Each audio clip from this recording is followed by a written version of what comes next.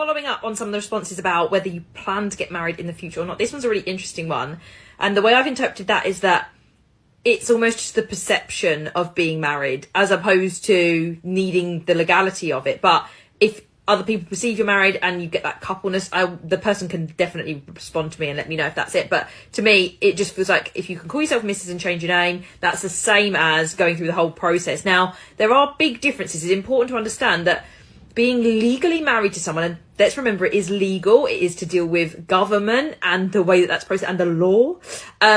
You do get particular benefits, not many more in this country. In America, it's much more predominant that being married is much more advantageous than not. But over here, you do get a couple of allowances, such as tax relief here and there. And should you separate in the future, you are protected a lot more, particularly if you've got different names on houses and either of you has given up work, etc. But principle of it here.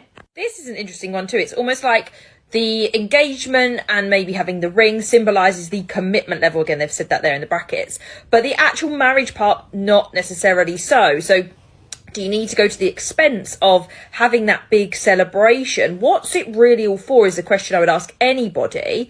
And if a ring can signify that. As I've said, there are benefits practically to getting married that might be useful to you. And if you have children, it's a good principle to have that in terms of where houses and stuff goes if one of you did pass away. There are definitely some practical advantage to marriage too, but the idea around commitment and love is the one that I'm interested in most. So you can go back and respond if you want to explain that. If you said, yes, I do want to get married, it's what love and commitment's all about. Like, tell me why that speaks to you in that way, because I've got a lot of people explaining that they wouldn't necessarily need to go that far and why not, what it is about the particular thing. So do let me know, but this one's intriguing as well.